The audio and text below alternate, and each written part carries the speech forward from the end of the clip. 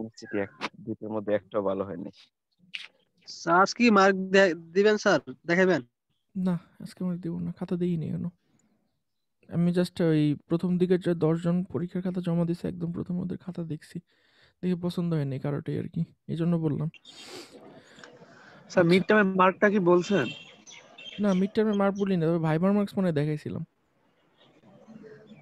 পাইছিলেন ভাইবার মার্কস? না আমি তো স্যার, স্যার দেখি নাই। না স্যার পাইনি স্যার। আচ্ছা, আজকে পাই নাই তো। এটা শেষে দেখাবো না। আচ্ছা, আজকে আমরা যে টপিকটা ক্লাসরুমে কভার, দিলে। ক্লাসরুমে। জি জি স্যার। স্যার, আপনি ক্লাসরুমে দিয়ে দিলেই হয় ফোল্ডার করে একটা। জি স্যার। ক্লাসরুমে ভাইবার মার্কস, আসলে ভাইবার মার্কস তো দেখানোর ওইভাবে নিয়ম নেই, একবারে মার্কস দেখাইতে হয়। ও আচ্ছা, আমি ক্লাসরুমে স্যার দেওয়ার অ্যাসাইন চেষ্টা করব না। কেন আমাদের সব স্যার তো দেখায় স্যার। ভাইবার আলাদা করে দেখাইছে? জি না স্যার। জি স্যার, জি মানে স্যার। আলাদা করে দেখানো তো নিয়ম নাই, কে দেখাইছে আপনাদের? আচ্ছা, স্যার একসঙ্গে করে মানে ভাইবার হচ্ছে অ্যাসাইনমেন্টের মার্ক একসঙ্গে করে আর কি স্যার একটা যোগ করে ফোল্ডারে। দেখাইতে হয়, তাই না? জি আলাদা স্যার, করে জি স্যার। দেখানোর নিয়ম নেই। ঠিক আছে, আমি ক্লাসরুমে দিয়ে দিব না এই ভাইবার মার্কসটা। আপনারা ওকে স্যার। আজকে যে টপিকটা শিখবেন সেটা হলো কি এক্স-রে মেডিকেল ইমেজিং সম্পর্কে। সো মেডিকেল ইমেজিং আমরা চেষ্টা করব আজকে আর আগামীকালকে, মানে পরশুদিন যে লেকচার থাকবে সেটাতে মেডিকেল ইমেজিং সম্পর্কে জাস্ট ধারণা যতটুকু নেওয়া যায় এটা নিব। আমার মেইন উদ্দেশ্য হলো গিয়ে মানে মেডিকেল ইমেজিংয়ের প্রতি বেশি গুরুত্ব না দেওয়ার প্রধান কারণ হলো গিয়ে আমি এই ফিল্ডের না।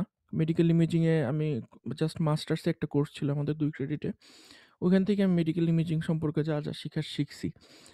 আর এই 2টা লেকচার শেষ করে আমার উদ্দেশ্য হলো গিয়ে তাড়াতাড়ি একটু অ্যাডভান্সড বায়োলজিক্যাল সেন্সর টপিকটা কভার করার, মানে আমি যে বিষয়ে কাজ করছি, কিভাবে মাইক্রোফ্লুইডিক্স এবং ন্যানোফ্লুইডিক্স ডিভাইস বা মিনিয়েচারাইজ যে মাইক্রোফেব্রিকেশন করে কিভাবে খুব ভালো ল্যাব অন চিপ তৈরি করা যায়। মানে একটা চিপের মধ্যেই পুরা ল্যাবরেটরিতে যত ধরনের টেস্ট করেন আপনি, সব টেস্ট একটা চিপের মধ্যে নিয়ে আসা যায়। ওই জিনিসটা আমি সামনের সপ্তাহে 2টা ক্লাসে কভার করব আরকি। সো এইজন্য আরকি মেডিকেল ইমেজিংয়ে অত বেশি গুরুত্ব দিতেছি না। যদিও আমি ইনিশিয়ালি সিলেবাসের মধ্যে মেডিকেল ইমেজিংয়ের জন্য 4টা লেকচার রাখছিলাম। সো মেডিকেল ইমেজিংয়ে ফার্স্টে আমরা যেই টপিকটা দেখব সেটা হলো গিয়ে মানে সবচেয়ে কমন, এইজন্য ইম্পর্টেন্ট, সেটা হলো গিয়ে এক্স-রে। এক্স-রে কিভাবে জেনারেট হয় এবং কিভাবে আমাদের ইমেজিংয়ে সাহায্য করে। সো আপনারা সবাই নিশ্চয়ই কখনো না কখনো এক্স-রে করছেন। এক্স-রে করার সময় আপনারা যখন ইসে যান, কোনো একটা ডায়াগনস্টিক সেন্টারে যান এক্স-রে করার জন্য, তখন ফার্স্টে আপনাদেরকে কিভাবে প্রিপেয়ার করে বলতে পারবেন কেউ?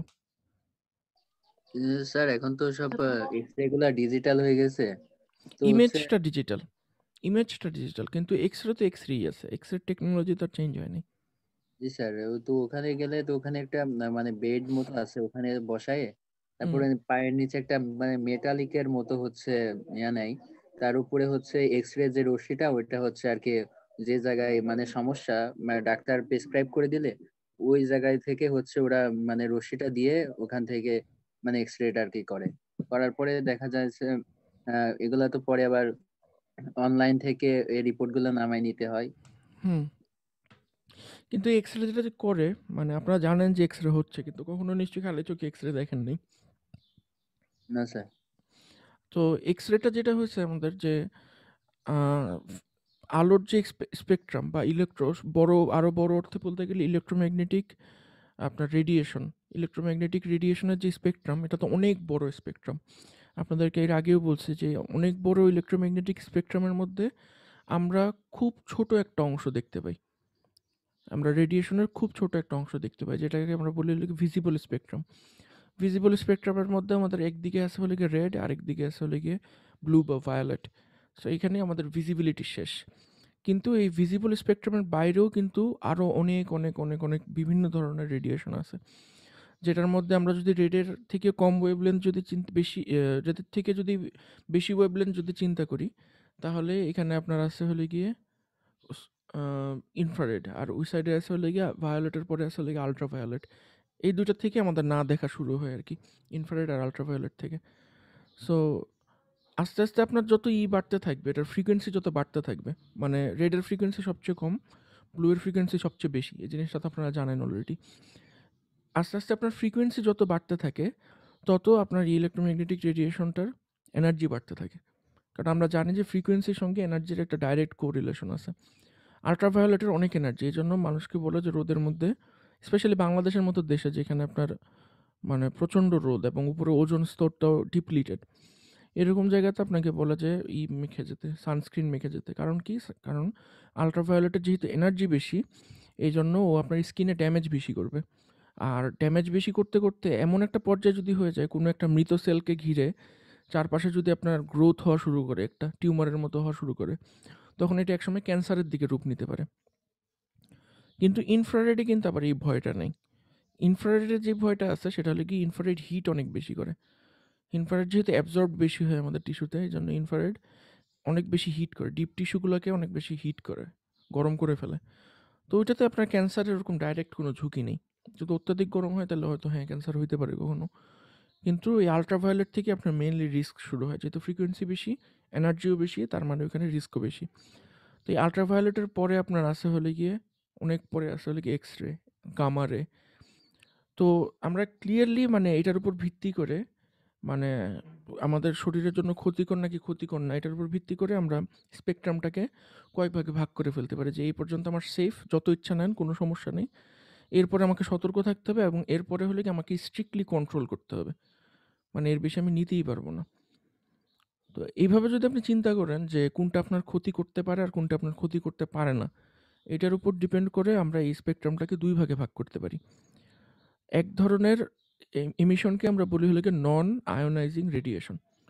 নন আয়োনাইজিং রেডিয়েশনের মধ্যে আপনার এই যে ইউভি, আইআর, আমাদের ভিজিবল স্পেকট্রাম, এগুলো হলো সব নন আয়োনাইজিং রেডিয়েশন। নন আয়োনাইজিং কথাটার অর্থ কি? নন আয়োনাইজিং কথাটার অর্থ লেগে যে মনে করেন আপনার একটা অ্যাটমের এখানে অরবিটালগুলো আপনি দেখতে পারতেছেন, এটাকে আপনি যতক্ষণ রেড আলোর সামনে রেখে দেন বা ব্লু আলোর সামনে রেখে দেন, এই ফোটনগুলো যে আপনার ইমিট হচ্ছে, এই ফোটনগুলো আপনার ইলেকট্রনগুলোর সঙ্গে, ইন্ডিভিজুয়াল ইলেকট্রনগুলোর সঙ্গে ইন্টারাক্ট করবে না। ইন্টারাক্ট করবে না মানে এদেরকে ধাক্কাও দিবে না, বেশি ধাক্কা দিয়ে সরায় দিবে না, অরবিটাল থেকে সরায় দিবে না ধাক্কা মেরে। কারণ একবার যদি কোনো একটা ইলেকট্রনকে আপনি ধাক্কা দিয়ে অরবিটাল থেকে সরায় দেন, মনে করেন অক্সিজেন, অক্সিজেনের আউটার অরবিটালে কয়টা ইলেকট্রন থাকে? অক্সিজেনের অ্যাটমিক নাম্বার কত?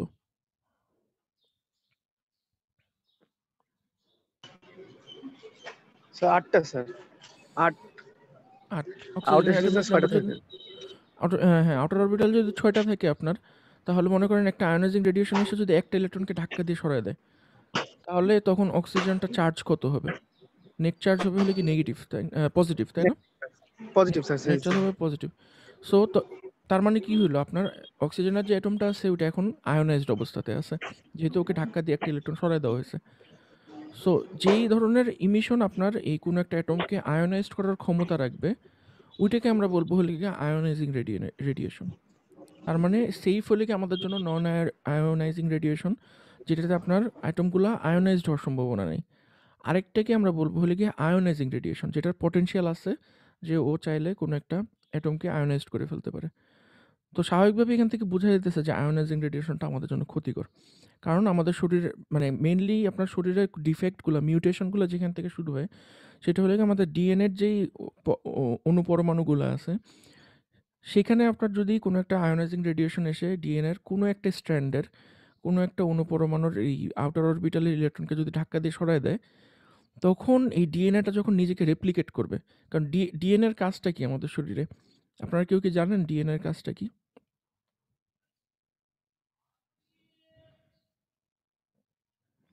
ডিএনএ হলো কি জাস্ট সেট অফ কোডস, ঠিক আছে? ডিএনএ হলো কি সেট অফ কোডস। এই ডিএনএর থেকে আপনার ডিএনএকে রেপ্লিকেট করে বিভিন্ন ধরনের আরএনএ তৈরি হয়, বিভিন্ন ধরনের আরএনএ তৈরি হয়। এই আরএনএগুলো করে কি বিভিন্ন ধরনের প্রোটিন তৈরি করে। ডিএনএটা হলো কি জাস্ট একটা টেমপ্লেটের মতো। টেমপ্লেট জিনিসটা কি, আপনারা কখনো দেওয়ালে দেখছেন চিকা মারতে, যে একটা স্টেন্সিলের মতো থাকে, ওটা দেওয়ালের মধ্যে লাগায়, তারপর উপরে কালি মাখে, তারপর ওই স্টেন্সিলটার মধ্যে যা লেখা আছে দেওয়ালের মধ্যেও ওই লেখাটা পড়ে যায়। বা এই জিনিসটা যদি কাপড়ে কখনো স্ক্রিন প্রিন্ট করেন, ওই জিনিসটা দেখছেন হয়তো আপনারা। সো ডিএনএ হলো কি ওরকম একটা টেমপ্লেট, একটা ধাঁচ আর কি। সো এই ছাঁচের মধ্যে আপনি যখন মানে ওটার থেকে ফার্স্টে আরএনএ তৈরি হবে, আরএনএগুলো হলে গিয়ে আপনার প্রোটিন তৈরি করার জন্য পরে রেসপন্সিবল থাকবে। এই প্রোটিনগুলোই হলে কি আপনার বিভিন্ন ধরনের হরমোন, তারপর মনে করেন আপনার শরীরের মধ্যে যত সিগন্যালিং হয়, মানে শরীরকে বলতেছে এটা করো, ওইটা করো, এটা প্রডিউস করো, ওটা প্রডিউস করো, এই জিনিসগুলো কিন্তু আপনার মানে এই প্রোটিনগুলো যে সিগন্যাল দেয়। বিভিন্ন প্রোটিনগুলো যেয়ে সিগন্যাল দেয় যে এটা করো, ওটা করো। তো আপনার মনে করেন ডিএনএর মধ্যে যদি একটা নন রিভার্সিবল চেঞ্জ হয়, যদি আপনার এরকম একটা আয়োনাইজিং রেডিয়েশন হয়ে ডিএনএর একটা সার্টেন একটা জায়গার থেকে আপনার কতগুলো ইলেকট্রনকে সরায় দেয়, সরাই যদি দেয়, তখন যেটা হবে ডিএনএর মধ্যে একটা পার্মানেন্ট ড্যামেজ হবে। যদিও আমাদের ডিএনএটা এমনভাবে তৈরি যে আমাদের ডিএনএর মধ্যে এরর কারেকশনের সিস্টেম আছে। আপনার কম্পিউটারের মধ্যে যেরকম এরর কারেকশনের সিস্টেম আছে, ডিএনএর মধ্যেও এরকম এরর কারেকশনের সিস্টেম আছে। কিন্তু কোনোভাবে যদি এরর কারেকশনটা না হয়, তখন কি হবে, ডিএনএটা যেহেতু ছাঁচটা আপনার চেঞ্জ হয়ে গেছে, এই ছাঁচটা এখন কি করবে, উল্টাপাল্টা আরএনএ তৈরি করা শুরু করবে। মানে ওর যে আরএনএটা তৈরি করার কথা ছিল, ওই আরএনএটা তৈরি না করে অন্যরকম একটা আরএনএ তৈরি করা শুরু করবে। ছাঁচ চেঞ্জ হয়ে গেছে আপনার, এখন তো লেখাও পাল্টে যাবে। ছাঁচ যদি চেঞ্জ হয়ে যায়, আপনি এটার মধ্যে কালি দিলে ওটার লেখাটাও চেঞ্জ হয়ে যাবে। সো ওটা উল্টাপাল্টা আরএনএ তৈরি করা শুরু করবে। আর উল্টাপাল্টা আরএনএ করবে কি, উল্টাপাল্টা প্রোটিন তৈরি করা শুরু করবে। এই প্রোটিনগুলো আপনাকে জায়গায় জায়গায় উল্টাপাল্টা সিগন্যাল দেবে, যেটার কারণে তখন সেলগুলোকে আপনার আস্তে আস্তে ক্যান্সারাস সেলে রূপান্তরিত হবে। বুঝতে পারছেন আমার কথাটা? সো আয়োনাইজেশন রেডিয়েশন এই জন্য আমাদের খারাপ, যে ওর পটেনশিয়াল আছে, ও আমাদের ডিএনএকে মিউটেট করতে পারে, আমাদের যে কোড, আমাদের কোডটাকে পরিবর্তন, ইরিভার্সেবলভাবে পরিবর্তন করে দিতে পারে। সো এক্স রে হলে কি এরকম একটা আয়োনাইজিং রেডিয়েশন, যেটার পটেনশিয়াল আছে, যে এনার্জি যদি একটা সার্টেন লেভেলে থাকে, একটা থ্রেশহোল্ড ক্রস করে যায়, আমাদের ডিএনএকে অল্টার করে ফেলতে পারে। সো এই জন্য এক্স রে ব্যবহার করার সময় আমাদেরকে অনেক সতর্ক থাকতে হয়, এবং এক্স রে জেনারেশনের সময় এনার্জিগুলো খুব ক্লোজলি মনিটর করতে হয়, যে স্পেকট্রামের ইমিশন এনার্জিটা আমাদের রেগুলেশনের মধ্যে আছে নাকি। সো আজকে আমরা যে জিনিসটা দেখবো, যে আয়োনাইজিং রেডিয়েশন আমরা কীভাবে তৈরি করতে পারি। কারণ এতদিন আমরা জেনে আসছি নন আয়োনাইজিং রেডিয়েশন কীভাবে তৈরি করতে হয়, যেমন মনে করেন ফিলামেন্ট, আমাদের যে বাল্বগুলো আছে, বা এলইডি বা টিউব লাইট, হ্যালোজেন যে লাইটগুলো, সেগুলোতে আমরা দেখে আসছি কীভাবে নন আয়োনাইজিং রেডিয়েশন তৈরি করতে হয়। তো আজকে আমরা শিখবো যে আয়োনাইজিং রেডিয়েশন কীভাবে তৈরি করতে হয়। তো এক্স রে তৈরি করার জন্য ফার্স্টে আমাদের যে জিনিসটা লাগে, সেটা হলো কি, এক্স রে একটা টিউব লাগে আমাদের। এক্স রেতে আপনাদের ঠিক আগে কেন বলে, আপনারা যদি কেউ, আমি জানি না, আপনারা তো অনেক ছোট, আপনারা যদি কেউ ক্যাথোড রে টিউব দেখে থাকেন, মানে সিআরটি টিভি যদি দেখে থাকেন, অনেক বড় বড় টিভি দেখছেন কখনো? ওই টিভিগুলো বিশাল বড় বড় টিভি।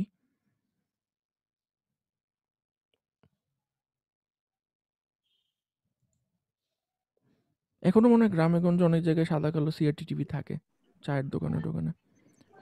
সাদা কালো টিভি দেখছি স্যার। অনেক বড় বড় থাকে, যে আগেকার সময় মনিটরগুলোও দেখবেন যে সাদা রঙের বিশাল বড় বড় মনিটর। ওগুলো হলো গিয়ে আপনার সিআরটি, ক্যাথোড রে টিউব। ওই সিআরটির প্রিন্সিপালের সঙ্গে আপনার এই এক্স রে প্রিন্সিপালের অনেক মিল আছে। এই জন্য কিন্তু সিআরটি টিভি যখন আমরা মনিটর আমরা যখন ইউজ করতাম, তখন দেখবেন যে বাবা মারা মানে এখনও এই কথাটা বলে যে এই ডিসপ্লের বেশি কাছে চোখ নিয়ে দেখিস না, বেশি কাছ থেকে দেখিস না, চোখ নষ্ট হয়ে যাবে। আমি জানি না আপনাদের বাবা মা কখন আপনাদের এই ধরনের কথা বলছে নাকি। আর বলছে এরকম। এটা কিন্তু এখনকার স্যার জন্য এটা অনেক প্রযোজ্য না, অনেক দেখছি। এখনকার জন্য এটা প্রযোজ্য না, ঠিক আছে? এটা তখনকার সময় প্রযোজ্য ছিল। কারণ কি? কারণ সিআরটি থেকে কিছু লো এনার্জির এক্সরেও বেরোতো, যে জিনিসটা আমরা যতদিনে জানতে পারছি ততদিনে অনেক দেরি হয়ে গেছে। এই জন্য তখন বাবা মারা বলতো যে কাছের থেকে দেখিস না, কারণ ওখানে আপনার পটেনশিয়াল আছে যে ক্যাথোড রে টিউব থেকেও কিছু লো এনার্জির এক্স রে ইমিশন হতে পারে। এই জন্য তখন বলতো যে টিভির বেশি কাছে গিয়ে দেখিস না, মনিটরের বেশি কাছে গিয়ে দেখিস না। এখনও বলে, এখন আসলে বলার কোনো কারণ নেই, কারণ আপনার এলইডির স্পেকট্রামটা অনেক ন্যারো, ওখানে কোনো ধরনের এক্স রে বা ইনফ্রারেড বা আলট্রাভায়োলেট বের হওয়ারও কোনো চান্স নেই।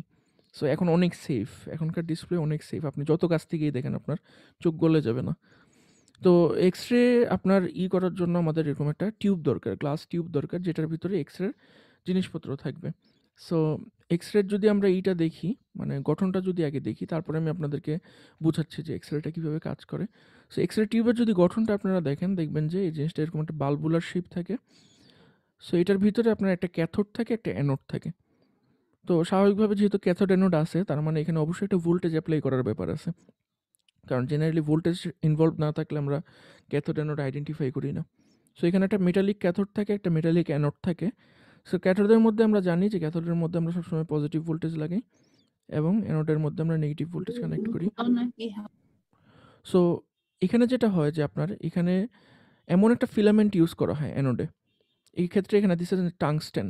টাংস্টেন বাদেও আর অনেকগুলো ফিলামেন্ট ইউজ করা হয়, যেমন আমার মনে আছে মোলিবডেনাম ইউজ করা হয়, টাংস্টেন ইউজ করা হয়, মোলিবডেনাম ইউজ করা হয়, আরও কতগুলো ইউজ করা হয় আমি ভুলে গেছি। সো জেনারেল টাংস্টেন ইউজ করা হয়, টাংস্টেনটা সবচেয়ে কমন।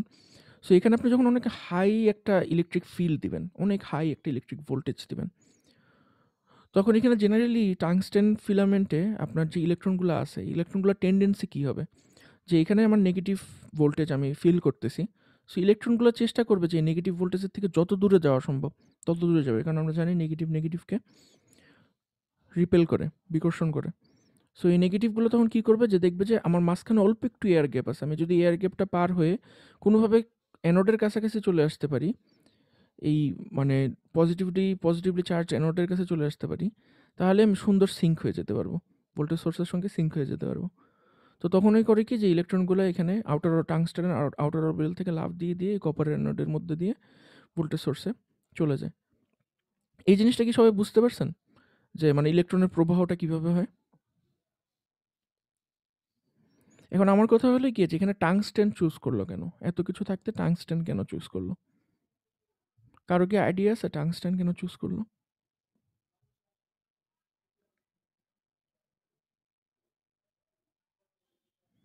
টাংস্টেনের কোনো ক্যারেক্টারিস্টিক্স কি জানেন আপনারা?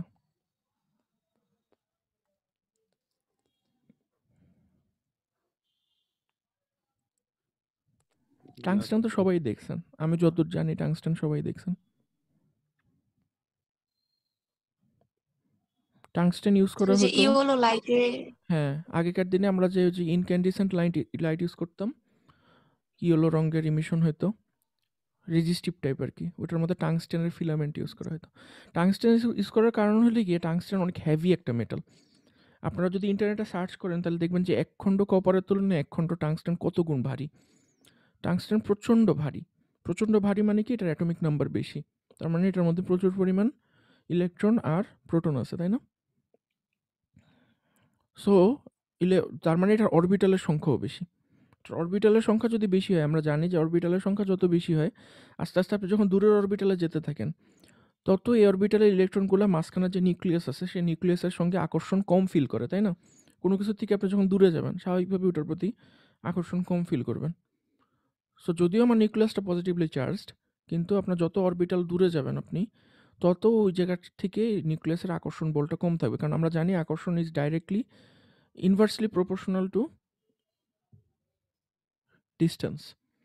সো এই জন্য আপনার ওইটার আউটার অরবিটাল ইলেকট্রনগুলো খুব সহজে স্কেপ করতে পারে, অন্যান্য ম্যাটেরিয়ালের তুলনায় এটার আউটার অরবিটাল ইলেকট্রনগুলো খুব সহজে স্কেপ করতে পারে। তো স্কেপ করে এখানে আপনার এই কপার অ্যানোডের মধ্যে ছোট্ট একটা পোর্শন থাকে, যেটা টাংস্টেনের একটা টার্গেট। এই টার্গেটের মধ্যে ইলেকট্রনগুলো এসে ধাক্কা দেয়, কারণ খুব হাই কাইনেটিক এনার্জিতে ওরা এখানে ইম্প্যাক্ট করে এটার সঙ্গে। যেহেতু আপনার ভোল্টেজ অনেক বেশি, সো এখানে কাইনেটিক এনার্জি অনেক বেশি থাকে, অনেক জোরে দৌড়াবে আর কি ইলেকট্রনগুলো। সো এই ধাক্কাটা দেওয়ার ফলে বেসিক্যালি আপনার এক্স রেটা হয়, এক্স রেটা তৈরি হয়। এখানে কি কারো কোনো কোয়েশ্চেন আছে এই পুরা সেট আপটা নিয়ে? কোয়েশ্চেন থাকলে করতে পারেন, কারণ এক্স রে জিনিসটা প্রথম বুঝতে একটু সমস্যা হয়, অনেকে মনে করে। স্যার এক্স রে যে হ্যাঁ, হচ্ছে যে লাইটটা আসলো, তো হুম, ওটা টাংস্টানে ওখানে বেঁধে কিছু মানে রোশনি আর কি নিচের দিকে আসতেছে, আর কিছু দেখলাম ভোল্টেজ সোর্সে যাচ্ছে, এটা আর কি একটা না, যদি বলতেন। একটা জিনিস হলে গেছে, এই রশ্মিটা, এই যে আপনি যে এক্স রে রশ্মিটা দেখতেছেন, এইটার সঙ্গে কিন্তু এই ইলেকট্রনগুলোর কোনো কানেকশন নেই। মানে এই রশ্মির সংখ্যা, মানে রশ্মির মধ্যে যতগুলো ফোটন আছে সেগুলোর সংখ্যা, সাথে ইলেকট্রনের সংখ্যার কিন্তু ডাইরেক্ট কোনো সম্পর্ক নেই। এই ইলেকট্রনগুলো সুন্দর এখানে আসতেছে, ওকে ধাক্কা দিতেছে, ধাক্কা দিয়ে ও কিন্তু সুন্দর সোর্সে চলে যেতেছে। এই ইলেকট্রনগুলো কিন্তু এখানে ইমিট হচ্ছে না। মানে আপনি যেটা বললেন যে কিছুটা এখান দিয়ে যাচ্ছে, কিছুটা এখান দিয়ে যাচ্ছে, ব্যাপারটা কিন্তু এরকম না। সব ইলেকট্রনই সোর্সে ফেরত যাচ্ছে। এই এক্স রেটা টোটালি ডিফারেন্ট একটা কারণে বের হইতেছে। কী কারণে বের হইতেছে এটা আমরা একটু পরে দেখব। বুঝতে পারছেন? জি স্যার। আমি এটাই ভুল করতাম, মানে আমি যখন স্টুডেন্ট ছিলাম আমি এটাই ভুল করতাম। আমার কাছে মনে হতো কি, যে এই ইলেকট্রনটা এখানে ধাক্কা দিচ্ছে, দেওয়ার পরে ইলেকট্রনগুলোই আবার এক্স রে হয়ে আসতেছে। তার মানে ইলেকট্রনের সংখ্যার কিছুটা আপনার সিঙ্ক হচ্ছে এখান দিয়ে, আর কিছুটা হলে গিয়ে আমার এক্স রে আকার আমার বডিতে আসতেছে। ব্যাপারটা কিন্তু সেটা না, ইলেকট্রনগুলো সম্পূর্ণভাবে সিঙ্ক হয়ে যাচ্ছে সোর্সে, আর এক্স রেটা তৈরি হইতেছে অন্য একটা কারণে। তো কী কারণে তৈরি হইতেছে এই জিনিসটা আমরা এখন দেখবো। আপনারা এখানে একটা গ্রাফিক্স আছে, এখানে দেখতে পারতেছেন যে আপনি হাই এনার্জি অ্যাপ্লাই করছেন ফিলামেন্টে, এই ইলেকট্রনগুলো স্কেপ করে আপনার টাংস্টেনের যে টার্গেটটা অ্যানোডে, সেই টার্গেটটাকে আঘাত করতেছে। টার্গেটটাকে আঘাত করলে আপনার এখান থেকে এক্স রে বের হইতেছে, ঠিক আছে? তো এটা কেন হয়? এটা হয় হলে কি দুইটা কারণে এক্স রে হইতে পারে।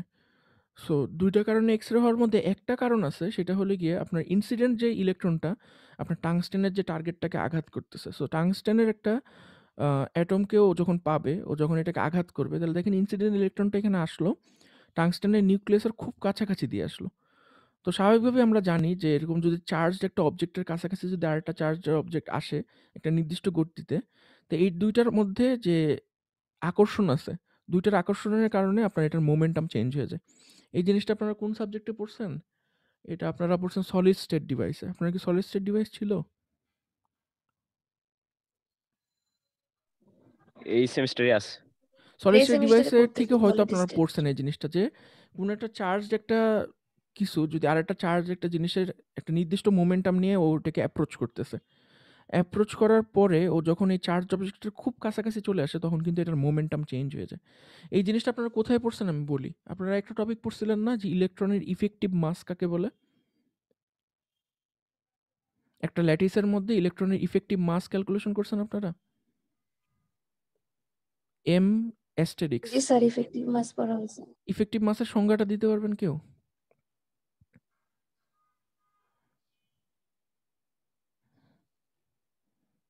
পড়ায়নি আপনাদের কি ইফেক্টিভ মাস? জি স্যার, পড়াইছে। আমি বলি ইফেক্টিভ মাস হলে কি আপনার কোনো একটা সিলিকনের ল্যাটিসে মানে সিলিকনের ক্রিস্টালে ইলেকট্রন যখন ট্রাভেল করে, মনে করেন এটা আপনার ফোটনের কারণেই হোক বা যেই কারণেই হোক, ইলেকট্রন যখন ট্রাভেল করে তখন ইলেকট্রনের মোমেন্টামটা আপনার চেঞ্জ হয়। কারণ যখনই ও ল্যাটিসের কোনো একটা কোভ্যালেন্ট বন্ডের কাছাকাছি চলে আসে বা কোনো একটা নিউক্লিয়াসের কাছাকাছি চলে আসে, ইলেকট্রনটা করে কি যেই গতিতে অগ্রসর হইতেছিল ওর গতিটা চেঞ্জ হয়ে যায়, গতিপথটা চেঞ্জ হয়ে যায়। এখন গতিপথটা যে চেঞ্জ হইতেছে এটার আপনি যদি মানে ওই যে আমাদের যে ইসের নিত্যতার সূত্র মানে কনজারভেশন অফ মোমেন্টামের যে সূত্র, ওইটা দিয়ে যদি আপনি হিসাব করেন তাই ইলেকট্রনের যদি অরিজিনাল যেই মাসটা আমরা যেটা জানি যে কনস্ট্যান্ট ইলেকট্রনের মাস, ওইটা দিয়ে যদি আপনি এই ইকুয়েশনটা সমাধান করতে চান, ইকুয়েশনটা সমাধান হয় না। ইকুয়েশনটা সমাধান হয় না কারণ এই যে ২ টা চার্জ অবজেক্টের মধ্যে যে ইন্টারেকশন হইতেছে এটার কারণে আপনার গতিবেগ ভরবেগ চেঞ্জ হয়ে যাইতেছে। সো এই ইকুয়েশনটা আপনার মেইনটেইন করার জন্য যে কনজারভেশন অফ মোমেন্টাম ইকুয়েশনটা মানে মেইনটেইন করার জন্য আপনার ওই নরমাল মাস ইউজ করলে তখন আর ইকুয়েশনটা সলভ হয় না। এটার জন্য আমাদেরকে তখন ইউজ করতে হয় ইফেক্টিভ মাস।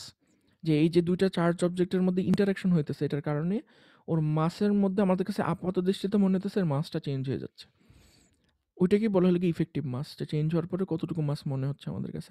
সো এই জিনিসটা আপনারা জেনে রাখবেন। আপনারা দেখবেন যে অনেক সময় সায়েন্স ফিকশন মুভি যদি আপনারা দেখেন, দেখবেন যে সায়েন্স ফিকশন মুভিতে অনেক সময় একটা জিনিস করা হয় যেটার নাম হলো কি স্লিং শট। আমি জানি না আপনারা এটা দেখছেন নাকি, যে মনে করেন আপনার ফিউল কম আছে, আপনার রকেটে ফিউল কম আছে, রকেটে তেল শেষ হয়ে গেছে। তো এমন সময় আপনি যদি সামনে বড় একটা পান, স্টার পান, অনেক বড় একটা তারা যদি পান, আপনি যদি ওই তারার খুব কাছাকাছি দিয়ে যদি রকেটটাকে নিয়ে যান এবং একটা নির্দিষ্ট কোণে নির্দিষ্ট একটা অ্যাঙ্গেলে যদি আপনি ওই তারাটাকে অ্যাপ্রোচ করেন, তাহলে তারাটার যে গ্র্যাভিটি, এই গ্র্যাভিটির কারণে আপনার রকেটের স্পিড বেড়ে যাবে। এই জিনিসটাকে বলা হলো কি স্লিং শট, ঠিক আছে? কারণ গ্র্যাভিটিও কিন্তু আপনার অনেকটাই এই চার্জের মতনই। গ্র্যাভিটিও একটা ইউনিভার্সাল ফোর্স, চার্জের মতনই একটা ফোর্স। সো এই জিনিসটাও একটা সেম জিনিসই আপনারা অবজার্ভ করবেন যে অনেক বেশি গ্র্যাভিটি কোনো একটা কিছু সামনে দিয়ে আপনি যখন অ্যাপ্রোচ করবেন, তখন একটা নির্দিষ্ট কোণে যদি অ্যাপ্রোচ করেন আপনার চেঞ্জ হয়ে যাবে, ভরবেগ চেঞ্জ হয়ে যাবে, আপনার গতি বেড়ে যাবে। সো এখানেও ওই সিমিলার জিনিসটা হয় যে ইলেকট্রনটা আপনার নিউক্লিয়াসকে অ্যাপ্রোচ করতেছে, ইলেকট্রনের চার্জ নেগেটিভ আর নিউক্লিয়াসের চার্জ হলে কি পজিটিভ। সো ইলেকট্রনটা যখন নিউক্লিয়াসকে অ্যাপ্রোচ করে তখন সুন্দর এটার চেঞ্জ হয়ে যায়, এই দিক চেঞ্জ হয়ে যায়, দিক চেঞ্জ হয়ে ও অন্য একটা দিকে স্ক্যাটার করে। এখন আমরা জানি যে প্রত্যেকটি ইলেকট্রনেরই একটা নির্দিষ্ট পরিমাণ শক্তি আছে। ইলেকট্রনের শক্তির ইকুয়েশন কি কেউ বলতে পারবেন? আমরা জেনারেলি কোনো একটা ইমিশনের শক্তি কিভাবে হিসাব করি? আমার যতদূর মনে আছে স্যার এরকম equal S mu H new এরকম এস একটা, মিউ স্যার। হ্যাঁ এরকম একটা ইকুয়েশন দিয়ে আমরা করি না, এটা হলো কি আপনার ফ্রিকোয়েন্সি। আর আর এটা এইচটা কি? হচ্ছে এইচটা কিসের কনস্ট্যান্ট? স্যার প্লাঙ্ক ধ্রুবক। প্ল্যাঙ্ক কনস্ট্যান্ট মনে হয়, হ্যাঁ। সো যে কোনো কিছুর আপনার এনার্জি অ্যাকচুয়ালি ডিপেন্ড করে আপনার ওই জিনিসটার ফ্রিকোয়েন্সির উপরে। সো যেহেতু এটা একটা ইনসিডেন্ট ইলেকট্রন, একটা নির্দিষ্ট ফ্রিকোয়েন্সি আছে, অবশ্যই এটা নির্দিষ্ট একটা এনার্জি আছে। এখন যেহেতু ওর চেঞ্জ হয়ে যেতেছে, আপনার দিক চেঞ্জ হয়ে যেতেছে, অবশ্যই ওর তাহলে টোটাল এনার্জির মধ্যে একটা পরিবর্তন আসবে। সো এই যে পরিবর্তিত এনার্জি, আপনার এইটার জিনিসটার এনার্জি চেঞ্জ হয়ে গেল, এই যে যতটুকু এনার্জি আপনার ডিফারেন্স, মানে এই স্ক্যাটার্ড ইলেকট্রন আর ইনসিডেন্ট ইলেকট্রনের মধ্যে এনার্জির যে ডিফারেন্সটা, ওই এনার্জির ডিফারেন্সটা একটা রেডিয়েশন আকারে বের হয়ে যায়। এই রেডিয়েশনটার নাম হলো কি যে এটা অনেক কঠিন হচ্ছে কারণ আমার স্টুডেন্টের সময় অনেক কঠিন সমস্যা হইতো। ব্রেমস্ট্রালাং রেডিয়েশন বলে এটাকে। এই এনার্জির পরিবর্তনটা আমরা এক্স-রে আকারে দেখতে পাই। এটাকে বলা হয় কি ব্রেমস্ট্রালাং ইমিশন। সবাই কি বুঝতে পারছেন এই জিনিসটা?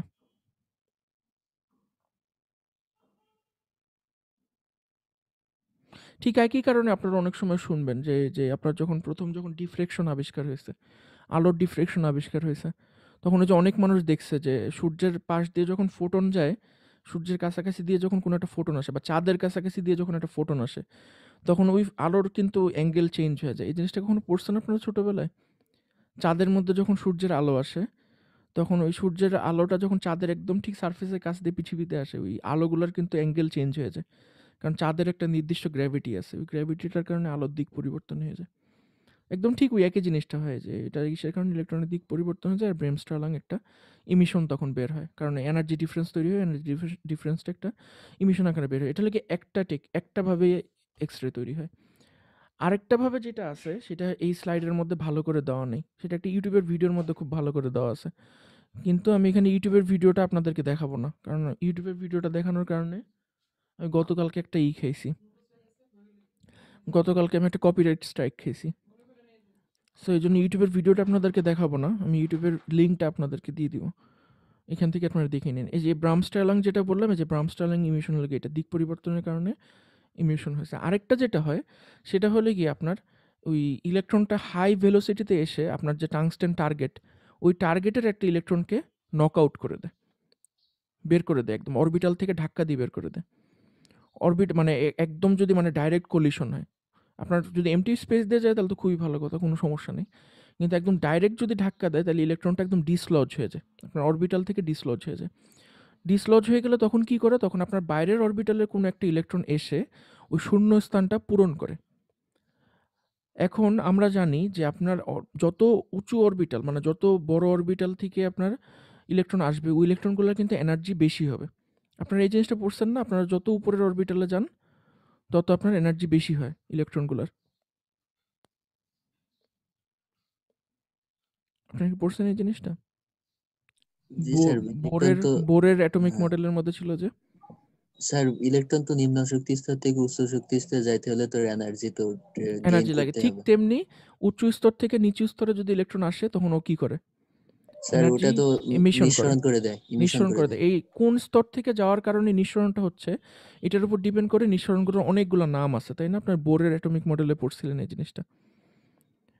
সো আপনার এই ইলেকট্রনটাকে যখন নক আউট করে দেয় তখন উপরের অরবিটাল থেকে একটা ইলেকট্রন এই নিচের অরবিটালে ওটার শূন্যস্থান প্রতিস্থাপন করার জন্য আসে, এবং আসার পরে স্বাভাবিকভাবেই যেহেতু এই ইলেকট্রনগুলো এনার্জি বেশি, ও নিচের শক্তি স্তরে আসতেছে, এই জন্য ও কিছুটা এনার্জি ইমিট করে দেয়।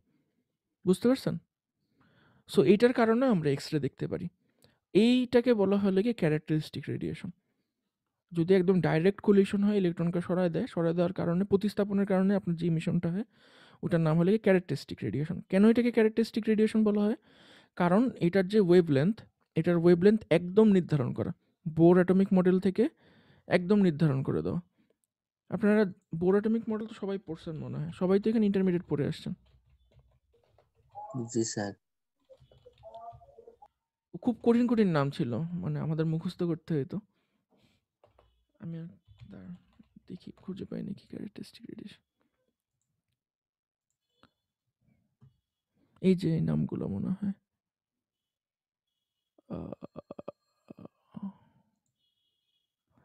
না, এখানে দেওয়া নেই। আপনার যে কোনো কেমিস্ট্রি বই খুললেই কেমিস্ট্রি বই থেকে পাবেন ইমিশনগুলো, মানে কোন স্তর থেকে কোন স্তরে আসতেছে এটার উপর ডিপেন্ড করে আপনার বিভিন্ন রকম নাম দেওয়া আছে। সো ওর প্রত্যেকটা মানে একদম নির্দিষ্ট ওয়েভলেন্থ, মানে এই ওয়েভলেন্থটা কখনো চেঞ্জ হবে না। এই জন্য এটার নাম হলো কি ক্যারেক্টারিস্টিক রেডিয়েশন। সো আপনি যদি টোটাল এক্স-রে ইমিশন দেখেন, মানে একটা এক্স-রে করার সময় পুরো স্পেকট্রামটা এইভাবে ভ্যারি করবে আপনার। সেটার মধ্যে আপনার নিচু শক্তির কিছু ব্রামস্টারলাং থাকবে, মাঝামাঝি শক্তির কিছু ক্যারেক্টারিস্টিক রেডিয়েশন থাকবে, এবং আবার উচ্চ স্তরের কিছু ব্রামস্টারলাং থাকবে। আপনারা কিন্তু এখান থেকে অলরেডি বুঝতে পারতেছেন যে ব্রামস্টারলাং ইমিশন যখন হয় তখন কিন্তু অ্যাটমটা আপনার আয়োনাইজ হচ্ছে না, কারণ আপনার অ্যাটমের মধ্যে কিন্তু কোনো পরিবর্তন হচ্ছে না। ও এক্স-রেটা সুন্দর আসতেছে, এমটি স্পেস দিয়ে চলে যাচ্ছে। জাস্ট মানে কিছু সময়ের জন্য ইন্টারেক্ট করতেছে, কিন্তু এটার মধ্যে কিন্তু কোনো ইরিভার্সেবল চেঞ্জ হচ্ছে না। কিন্তু ক্যারেক্টারিস্টিক রেডিয়েশন হচ্ছে যে অ্যাটমগুলো থেকে, সেগুলোতে কিন্তু একদম পরিবর্তন হয়ে যাচ্ছে, আয়োনাইজড হয়ে যাচ্ছে, তাই না? সো আমাদের জন্য খারাপ হলে কি বেসিক্যালি এটাই, ক্যারেক্টারিস্টিক রেডিয়েশন পার্টটা হলে কি আমাদের জন্য খারাপ, যখন ও একদম পুরো আমাদের কোনো একটা অ্যাটমকে নক আউট করে দিবে, সরি একটা ইলেকট্রনকে নক আউট করে দিবে, এটা হলে কি আমাদের জন্য খারাপ, এটা আমরা চাই না। কিন্তু কিছু করার নেই, কারণ যখন আপনার এক্স রে জেনারেট হবে, আপনি কখনো বলতে পারবেন না যে এটার মধ্যে এই ক্যারেক্টারিস্টিক রেডিয়েশন হবে নাকি ব্রামস্টারলাং হবে। এটা কন্ট্রোল করার আমাদের কোনো উপায় নেই, কোথায় যে ধাক্কা দিবে এটা তো আমরা জানি না। সবাই কি বুঝতে পারছেন?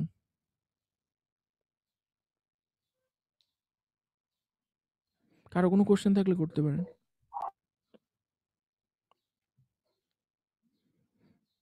আচ্ছা, কারো কোশ্চেন নেই। তো এখানে আপনার দেওয়া আছে যে আপনার এই টাংস্টেন, মলিবডেনাম আর রোডিয়াম, ওই যে রোডিয়াম আর একটা ম্যাটেরিয়াল আছে, টাংস্টেন, মলিবডেনাম, রোডিয়াম, এই তিনটা ম্যাটেরিয়ালের আপনার কে শেল থেকে ওই ইসের ইলেকট্রনকে নক আউট করে দিয়ে আপনার তৈরি করতে কী পরিমাণ এনার্জি লাগবে সেটা এখানে দেওয়া আছে। টাংস্টেনের জন্য লাগবে হলে গিয়ে প্রায় 70 কিলো ইলেকট্রন ভোল্ট, মলিবডেনামের জন্য লাগবে কম, রোডিয়ামের জন্য লাগবে মলিবডেনামের থেকে একটু বেশি। সেরকম এল এর জন্য দেওয়া আছে, এম এর জন্য দেওয়া আছে, আবার কে এর জন্য যে কে এর যে অনেকগুলোই আছে, আলফা বিটা, এগুলোর জন্য কীরকম লাগবে সেটাও দেওয়া আছে।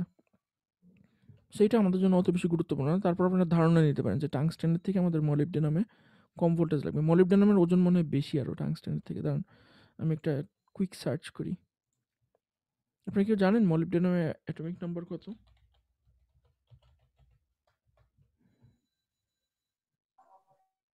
মলিবডেনাম 42,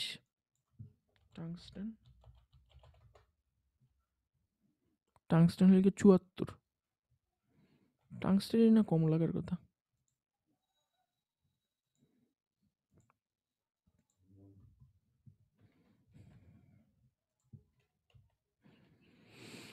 এই জিনিসটা তাহলে আমরা দেখলাম cathode, anode, rotator, stator, class metal, envelope, এটা এখন লাগবে না, এটা এখন দেখবো না। ক্যাথোড কনসিস্ট অফ, এই জিনিসগুলো আপনারা একটু পড়েন যে ক্যাথোড কীভাবে বানানো হয়, consist of heated low resistance tungsten wire. আমার যে জিনিসটা এখন দেখানো আপনাদের জন্য ইম্পর্টেন্ট সেটা হলো গিয়ে এক্স রেটাকে আমরা কীভাবে তাহলে ডাইরেক্ট করব, শরীরের দিকে কীভাবে ডাইরেক্ট করব। কারণ আপনারা যখনই নন আয়োনাইজিং রেডিয়েশন নিয়ে কাজ করবেন তখন এখানে একটা রুল অফ থাম্ব আছে। আপনি যে কোনো জায়গাতেই যদি যান, যে কোনো নিউক্লিয়ার ফ্যাসিলিটিতে যদি যান, ওখানে এই মেথডটার কথা বলে, এটার নাম হলো গিয়ে এলারা। এই জিনিসটা আপনারা সবসময় মনে রাখবেন, সূর্যতে যাওয়ার সময়ও অনেক যখন কড়া সূর্য থাকবে তখনও মনে রাখবেন। এই সূত্রটাকে বলা হলে গিয়ে LA। যে কোনো ইলেকট্রোম্যাগনেটিক রেডিয়েশন মানে আয়োনাইজিং রেডিয়েশন করার আগে সবসময় ফিজিশিয়ান যারা থাকে ওরা এই জিনিসটা ফলো করে। এলারা মানে হলে কি অ্যাজ লো অ্যাজ রিজনেবলি অ্যাচিভেবল, বুঝতে পারছেন? অ্যাজ লো অ্যাজ রিজনেবলি অ্যাচিভেবল মানে যতটুকু রেডিয়েশন আপনার একদম না দিলেই না, এর থেকে এক ডোজও পরিমাণ যাতে আপনি বেশি না দেন। মনে করেন আপনার এক্স রে, আপনি যত বেশি এক্স রে দিবেন তত কিন্তু আপনার ছবিটা পরিষ্কার আসবে। যত বেশি এক্স রে আপনার শরীরের ভিতর দিয়ে আপনি পাস করাবেন তত আপনার ছবিটার কন্ট্রাস্ট ভালো আসবে, ছবিটা শার্প আসবে। আপনারা দেখছেন এই জিনিসটা, আপনারা সবসময় রিয়েল লাইফে দেখছেন যে দিনের বেলা আপনি যদি একটা ছবি তুলেন ক্যামেরা দিয়ে, আপনার ছবিটা যত শার্প আসে, ক্রিস্প আসে। আপনি যদি লো লাইট কন্ডিশনে রাতের বেলা রুমের ভিতর যদি ছবি তুলেন, ওই ছবিটা কিন্তু এতটা শার্প আসে না। এই জিনিসটা নিশ্চয়ই সবাই নোটিস করছেন, তাই না? আপনারা জানেন এটার কারণটা কি? রাতের বেলা যখন ছবি তোলেন ছবিটা শার্প আসে না কেন?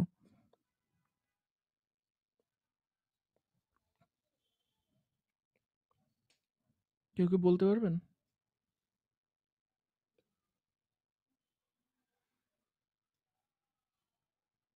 চিন্তা করবেন এই জিনিসটা, রাতের বেলা ছবি তুললে কেন ছবি শার্প আসে না? সময় বেশি লাগে বা স্থির থাকতে হয় বেশিক্ষণ। তো এক্স রের জন্য এই জিনিসটা সত্য, মানে ছবি আপনার ক্যামেরা দিয়ে ছবি তোলার জন্য যে এই জিনিসটা সত্য, এক্স রের জন্য এই জিনিসটা সত্য। যত বেশি এক্স রে দিবেন আপনার ছবি তত ভালো আসবে, এবং এক্স রের পরিমাণ কমে গেলে আপনার যেহেতু রোগী নড়াচড়া করবে, নিঃশ্বাস নেবে, সেটার কারণে ছবি ব্লার হওয়ার চান্স থাকবে। কিন্তু এই এলআরআই এটা যদি আপনি ফলো করেন তাহলে আপনার ছবি ব্লার আসলে আসুক, তারপরেও আপনি একটা নির্দিষ্ট ডোজের বেশি ডোজ রোগীকে দিতে পারবেন না, এবং এটার স্ট্রিক্ট রেগুলেশন আছে। আপনি বছরে কয়টা এক্স রে করতে পারবেন, এর থেকে বেশি এক্স রে করতে পারবেন না।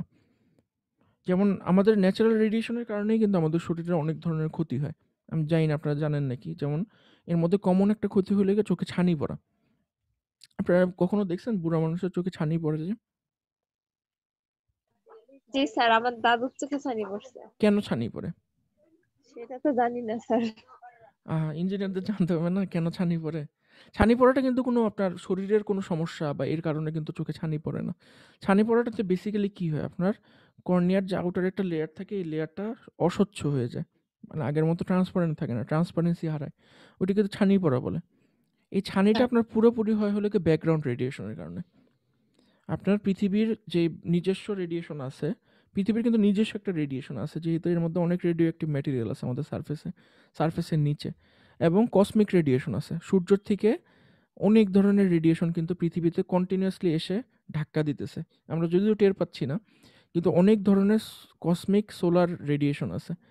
এই রেডিয়েশনগুলোর কারণে আস্তে আস্তে আমাদের যখন আমরা ডোজ খেতেই থাকি, যখন থেকে জন্ম হচ্ছে আমরা এই ডোজগুলো খেয়েই যাচ্ছি, এই কসমিক রেডিয়েশন এবং ব্যাকগ্রাউন্ড রেডিয়েশন।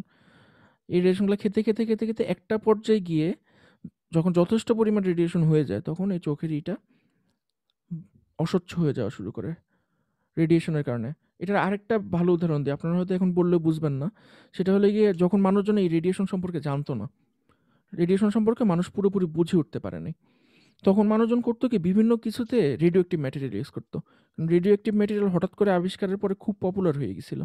রেডিও অ্যাক্টিভ ম্যাটেরিয়ালের অনেক ধরনের ইন্টারেস্টিং প্রপার্টি আছে। যেমন কি রেডিও অ্যাক্টিভ ম্যাটেরিয়াল আপনার যদি দিনের বেলা আপনি যদি আলোতে রেখে দেন, আপনি যদি অন্ধকারে নিয়ে আসেন, তাহলে ওই জিনিসটা জ্বলজ্বল করে। যেমন এখনও হয়তো অনেকে ওই যে ঘড়ির হাত যে জ্বলজ্বল করে, ওইটাকে বলে যে রেডিয়াম। এই জিনিসটা কিন্তু এখন কিন্তু আর রেডিয়াম ইউজ করে না, একটা সময় রেডিয়াম ইউজ করতো। তো তখন করতো কি, যে ক্যামেরার যে লেন্সগুলো ছিল, ক্যামেরার লেন্সগুলোর মধ্যে আপনার রেডিও অ্যাক্টিভ ম্যাটেরিয়াল ইউজ করতো গ্লাসটা তৈরি করার সময়। তো ওই ক্যামেরার লেন্সগুলো আপনি এখন যখন বাজারে দেখবেন, দেখবেন যে ওইটার লেন্সটা অস্বচ্ছ হয়ে যায় বা ঝাপসা হয়ে যায়, শুধুমাত্র এটার মধ্যে রেডিও অ্যাক্টিভ ম্যাটেরিয়াল থাকার কারণে। আপনার ওই গ্লাসটা ট্রান্সপারেন্সি হারায়।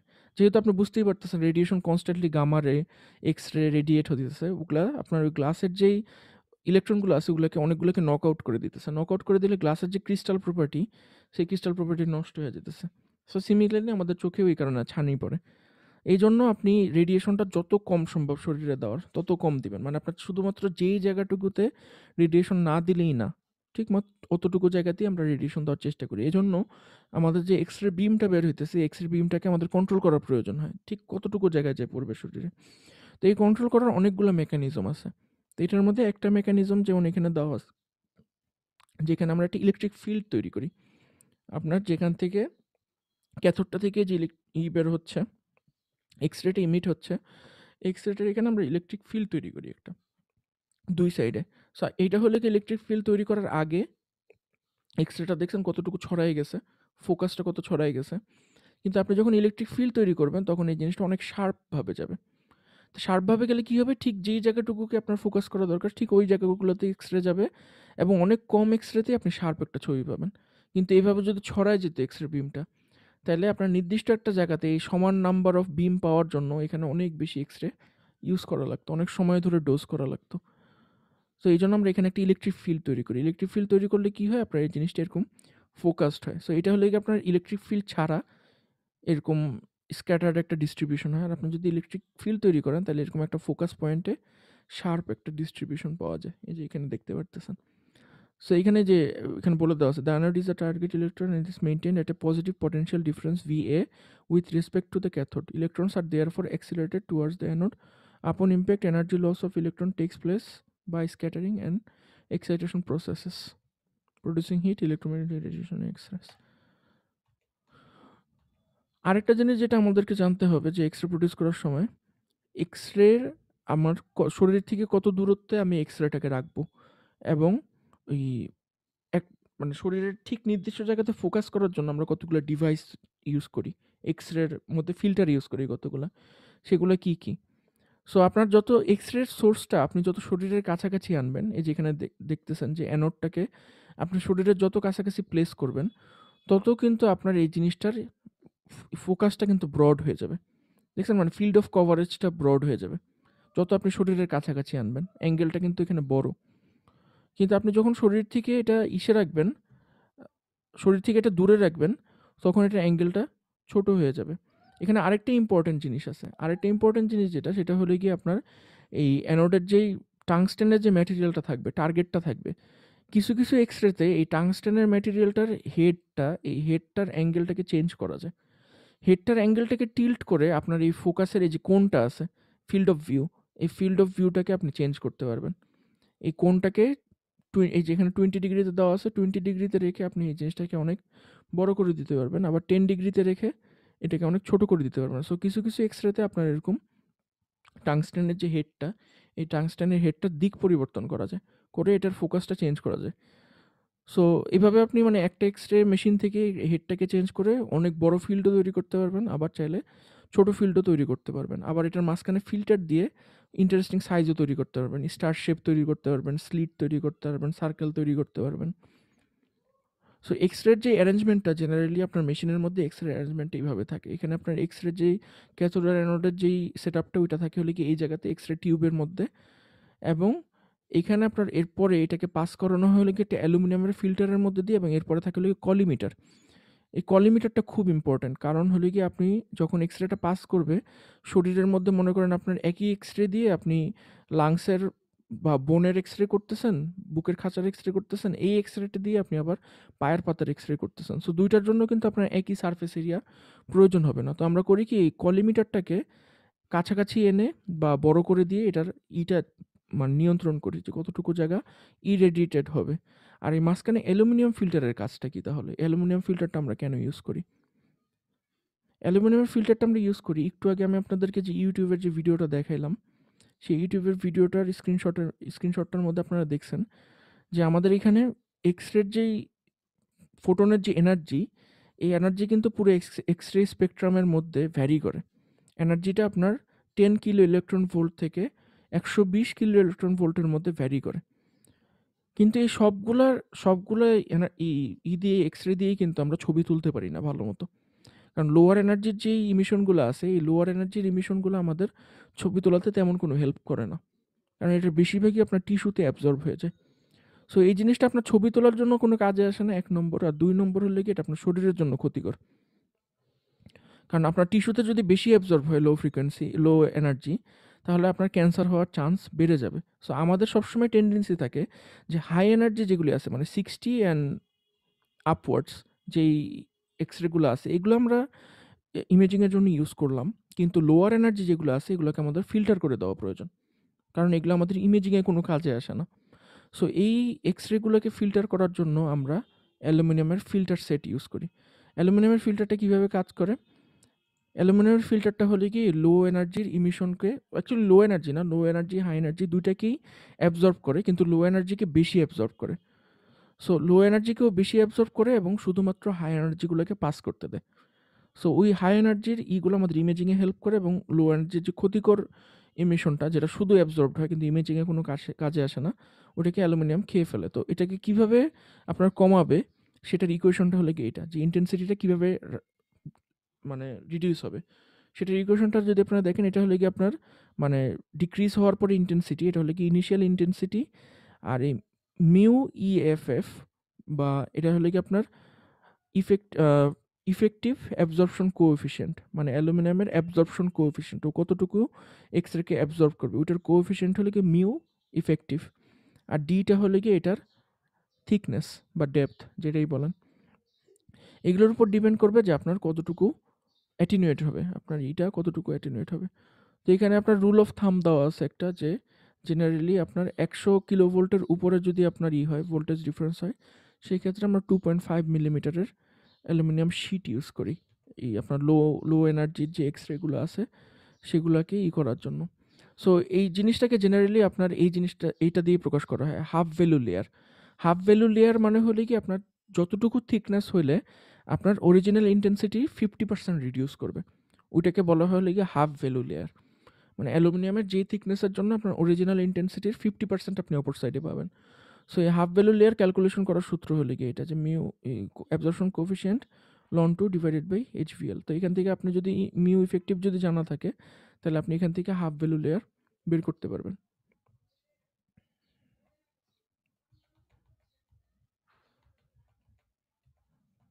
এখানে আপনার হয়ে যে বিভিন্ন ধরনের কলিমিটারের যেই ওপেনিং, বিভিন্ন ধরনের কলিমিটারের ওপেনিং দেওয়া হয়েছে। পিন হোল ওপেনিং হতে পারে, খুব ছোট একটা ছিদ্র। এখান থেকে অল্প কিছু এক্স-রে পাস করতে পারবেন। খুব ছোট একটা জায়গা যদি আপনার ফোকাস করার প্রয়োজন হয় শরীরে। আরেকটা হতে পারে এরকম স্লিট, মানে লম্বালম্বি কোনো একটা জায়গা, মনে করেন পায়ের হাড়, লম্বালম্বি একটা পায়ের হাড়, ফিমার বা এই টাইপের কিছু। তখন আমরা একটা স্লিটের মধ্যে দিয়ে পার করবো। এরকম স্টারের মধ্যে দিয়ে পার করতে আমি জানি না স্টার কোথায় লাগে। এরকম বারের মতো হইতে পারে, যে বার থাকবে অনেকগুলো, এটা দিয়ে পার করতে পারে এক্স-রে। সো এটা হলো কি আপনার এই পর্যন্ত সেটআপ আমাদের, যে এক্স-রে টিউবটাকে এক্স-রে যে বের হবে সেটাকে আপনি কিভাবে করবেন, ফিল্টার করবেন, এবং আপনার যে এলআরআ অনুযায়ী অ্যাবজর্পশনটা যাতে লিমিটেড থাকে সেজন্য কোলিমিটার দিয়ে আপনি কিভাবে কন্ট্রোল করবেন। তো কোলিমিটারটা জেনারেলি তৈরি করা হয় কি দিয়ে? আপনাদের মনে হয় কি দিয়ে তৈরি করা হতে পারে কোলিমিটারটা? কোলিমিটার অবশ্যই এমন একটা জিনিস দিয়ে বানানো হবে যেটা একদম এক্স-রেকে পুরোপুরি বাধা দিয়ে দেয়, মানে এটার ভিতর দিয়ে এক্স-রে যেতেই পারবে না। শুধুমাত্র যেই জায়গাতে কোলিমিটার ওপেনিং সেই জায়গা দিয়ে এক্স-রেটা যাবে। আপনাদের কি মনে হয় কোলিমিটার কি দিয়ে বানানো হতে পারে?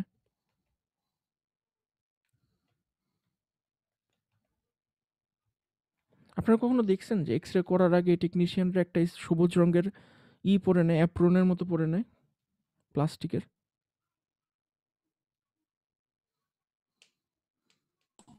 হ্যাঁ স্যার। খুব দেখে খুব মনে হয় না ওটা খুব ভারী, মোটা, রেক্সিনের মতো একটা সবুজ জি, রঙের থাকে যেটা মাঝখানে। হচ্ছে সামনে করে নেয়। কারণ আমরা তো মনে করেন বছরে একবার এক্স-রে করি বা দুইবার এক্স-রে করি, কিন্তু টেকনিশিয়ানরা কিন্তু দিনে 10টা বা 15টা করে এক্স-রে করে, তাই না? সো ওদের রিস্ক আমাদের থেকে অনেক বেশি ক্যান্সার হওয়ার। জি স্যার। সো ওই অ্যাপ্রনটার ভিতরে কি থাকে আপনাদের মনে হয়? ওটা কিন্তু শুধুমাত্র ভাইটাল অর্গানগুলো কভার করে, যেমন লাংস, হার্ট, বুকের মধ্যে থাকে। তো সো আপনার ভাইটাল অর্গান যেগুলি, ওগুলোকে কভার করে থাকে আর কি। কি মনে হয় ওই অ্যাপ্রনটার ভিতরে কি থাকে? সীসা, লেড। সীসা হলে কি আপনার যে কোনো ধরনের ইলেকট্রোম্যাগনেটিক স্যার লেড রেডিয়েশন। কি? বলেন। স্যার এই যে এটাই বলতে চাচ্ছিলাম যে ইলেকট্রোম্যাগনেটিক যে কোনো ধরনের রেডিয়েশন কি সীসা আটকাতে পারে? হ্যাঁ, সীসা খুব ভালোভাবে আটকাতে পারেন। সীসাও প্রচণ্ড ভারী, সীসাও খুব ভারী, সীসাও খুব ভালোভাবে আটকাইতে পারে। এই জন্য আপনার যে রুমটাতে এক্স-রে করা হয় ওই রুমের দেওয়ালে জেনারেলি আপনার সীসার একটা লেয়ার দেওয়া থাকে, বা ইন্টেলিজেন্ট ডিজাইন করা যায় অনেক ধরনের। আমরা যখন রেডিয়েশনের কোর্স করছিলাম আমাদেরকে দেখাইছিল যে রুম ডিজাইন করার জন্য কত কিছু কনসিডার করতে হয়। দরজা কোথায় থাকতে হবে, টেকনিশিয়ান কোথায় দাঁড়াবে, দরজা কোথায় থাকবে এটার উপর থেকেও ডিপেন্ড করবে যে আপনার রুমের বাইরে যারা আছে এরা কতটুকু রেডিয়েশন পাবে বা না পাবে। তবে আপনাদের জন্য আপাতত জেনে থাকলে হবে যে সীসা খুব ভালো এক্স-রে করে, মানে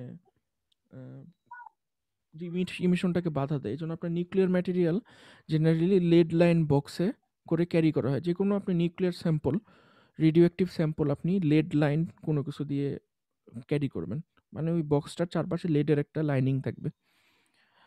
সো আপনার এই কলিমিটারটা তৈরি করা হয় লেড দিয়ে, যেহেতু লেড খুব ভালো আটকায় সেই জন্য লেড দিয়ে তৈরি করা হয় কলিমিটারটা।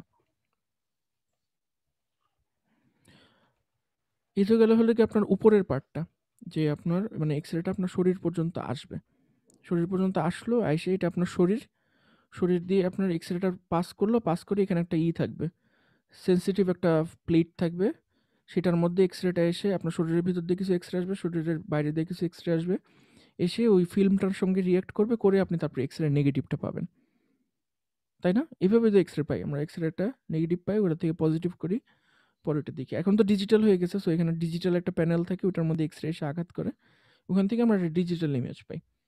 খুবই ভালো কথা, কিন্তু এখানে একটা সমস্যা আছে। সমস্যা কি? যে এক্স-রেটা আপনার যে শরীরের থেকে পাস করতেছে বা শরীরের বাইরে দিয়ে পাস করতেছে, এই এক্স-রেটা কিন্তু পারে যে এটা নিচে যে ম্যাটেরিয়ালটা আছে, মনে করেন রোগীটার নিচে যে বেডটা আছে বা রোগীটার নিচে যে প্লাস্টিকের শিটটা আছে বা তার নিচে যে ম্যাটেরিয়ালগুলো আছে, ওগুলোর সঙ্গে কিন্তু এক্স-রে ইন্টারাক্ট করে এখান থেকে কিন্তু আবার একটা সেকেন্ডারি এক্স-রে তৈরি করতে পারে, যে এক্স-রেটা আপনার পিছনের দিকে যাবে। আমার কথাটা কি বুঝতে পারছেন?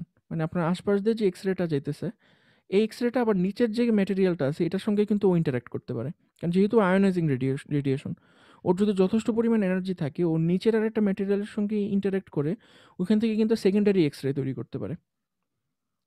এই এক্স-রেটা তখন আবার আপনার শরীরের ভিতর দিয়ে পাস করবে এরকম করে। আমার কথাটা কি বুঝতে পারছেন সবাই? এই জিনিসটা আপনারা অনেক সময় চিন্তা করতে পারেন যে বন্দুকের গুলি তো অনেক সময় রিকোশে হয়। একটা জিনিস হয় রিকোশে, আমি জানি না আপনারা শুনছেন নাকি? যে আপনি মনে করেন বন্দুকের গুলি করলেন কোনো একটা কিছু দিয়ে, তো গুলিটা আপনার ওই জিনিসটাকে পেনিট্রেট না করে, ভিতর দিয়ে না ঢুকে ওটার মধ্যে ধাক্কা খেয়ে আবার আশেপাশের পিছনে মানুষজনের ফিরে গায়ে আসবে। লাগে। এই জিনিসটাকে বলে রিকোশে, ঠিক আছে? সো এক্স-রের ক্ষেত্রেও স্বাভাবিকভাবে ওই জিনিসটা হওয়া সম্ভব যে ও কোনো কিছুকে একটা ধাক্কা দিতেছে যে ওখান থেকে আবার ইলেকট্রন সরে গিয়ে ওখান থেকে আবার একটা এক্স-রে তৈরি হইতেছে। সো এই এক্স-রেটা যদি আপনার শরীরের ভিতর দিয়ে পাস করে, একে তো এটা তো আপনাকে এক্সট্রা ডোজ দিল, যে ডোজটার আপনার কোনো প্রয়োজন নেই। আর ২ নম্বর যেটা, আপনার ছবিটা ঝাপসা হয়ে আসবে, হেজি হয়ে আসবে স্ক্যাটারিং এর কারণে। আপনারা দেখবেন যে অনেক সময় সূর্যের আলোতে আমরা যখন সেলফি তুলি, তখন ছবিটার মধ্যে যে কন্ট্রাস্টটা থাকে, মানে ক্লারিটিটা থাকে, এই ক্লারিটিটা ছায়াতে ছবি তোলার তুলনায় কম থাকে। কারণ কি, আপনি যখন সূর্যের আলোতে যখন ছবিটা তুলতেছেন, তখন আলোটা যে শুধুমাত্র আপনার মুখের মধ্যে বাউন্স করে ক্যামেরাতে আসতেছে এমন কিন্তু না। আশেপাশে আরো অনেক বিভিন্ন ধরনের আলো আছে, সেগুলো ক্যামেরার মধ্যে বিভিন্ন অ্যাঙ্গেলে প্রবেশ করতেছে। তো ওইটা করতেছে কি, আপনার মুখের আলোটার যেই গুরুত্বটা, সেই গুরুত্বটাকে কমায় দিচ্ছে, যে কারণে ছবিটা হেজি আসতেছে। আপনি যদি সিম্পলি তখন ক্যামেরার উপর একটা হাত রেখে যদি ছবি তোলেন, মোবাইলের ক্যামেরাটার উপর একটা হাত রেখে যদি ছবি তোলেন, যে আশপাশ থেকে যেই রেগুলো আসতেছে এগুলোকে আপনি ঢুকতে বাধা দিতেছেন, উল্টাপাল্টা অ্যাঙ্গেল থেকে যে ঢুকতেছে সেটাকে ঢুকতে বাধা দিতেছেন, একটা হুড যদি ইউজ করেন, তখন দেখবেন আপনার ছবির কোয়ালিটি ড্রামাটিক্যালি ইনক্রিজ করবে। এটা আপনারা নিজেরা টেস্ট করে দেখতে পারেন, যে সূর্যের আলোতে গেছেন, আপনি ক্যামেরাটার উপরে জাস্ট একটা হাত রেখে ছবিটা তুলছেন আর হাত ছাড়া ছবি তুলছেন, দুটো ছবির মধ্যে পার্থক্য আপনি নিজের চোখে দেখতে পারবেন। সো এই জিনিসটাকে আমরা অ্যাকচুয়ালি যেটা করি, যে স্ক্যাটারিংটা প্রতিরোধ করি, যে বিভিন্ন উল্টাপাল্টা অ্যাঙ্গেলে যে ফোটন, ওইটার স্ক্যাটারিংটা প্রতিরোধ করি। সো স্বাভাবিকভাবে আপনি যদি এখানেও যদি ব্যাক স্ক্যাটারিংটাকে প্রতিরোধ করতে চান, তাহলে আমাদেরও এখানে একটা হুড দরকার, ও যে হাতের মতো একটা জিনিস দরকার যেটা ব্যাক স্ক্যাটারিংকে প্রতিরোধ করবে। তো এই জন্য আমরা করি কি, যে জায়গায় পেশেন্টকে শোয়াই, আমরা বসাই, ওটার পিছনে আমরা এরকম অ্যান্টি স্ক্যাটারিং গ্রিড রাখি, লেডের এরকম সোজা সোজা পাত রাখি কতগুলা। তো এটা কি করে দেখেন, এখানে একটা স্লাইডে দেওয়া আছে এই জিনিসটা। এই যে এটা কি করে, মনে করেন আপনার এখানে পেশেন্টটা শুয়ে আছে, এই জিনিসটার উপরে পেশেন্টটা শুয়ে আছে, আর পেশেন্টটার ঠিক নিচেই আপনার এরকম কতগুলো গ্রিড আছে লেডের। এই যে এটা লেড, এই যে এটা লেড, এই যে এটা লেড, আর মাঝখানে হলে কি এয়ার গ্যাপ। তো মনে করেন এই প্রাইমারি তো চলে গেল আপনার, কিন্তু আপনার এই নিচের থেকে যে স্ক্যাটার হচ্ছে, নিচের থেকে যে স্ক্যাটার্ড ইটা হইতেছে, ওই স্ক্যাটার্ড ইটা যখন এখান দিয়ে পাস করতে যাবে, পেশেন্টের শরীরে যেতে যাবে, আমি যদি অ্যানোটেশন ইউজ করি, এই পেশেন্টের শরীর দিয়ে পাস করতেছে আপনার, আবার নিচের ম্যাটেরিয়ালটার সঙ্গে ইন্টারাক্ট করে এখান থেকে ব্যাক স্ক্যাটারিং তৈরি হইতেছে, এক্সরে। এখান দিয়ে মনে করেন এক্সরে তৈরি হইতেছে, এদিক দিয়ে মনে করেন এক্সরে তৈরি হইতেছে। আপনি যদি এরকম একটা গ্রিড ইউজ করেন, তখন কি হবে, যে এই ব্যাক স্ক্যাটারিং যেগুলি একদম ডাইরেক্ট 90 ডিগ্রি অ্যাঙ্গেলে নাই, সেগুলো বাদে বাকি যেগুলো আছে ওগুলো কিন্তু সব আপনার এই গ্রিডের মধ্যে বাধা পেয়ে যাবে। সবাই কি আমার কথাটা বুঝতে পারছেন?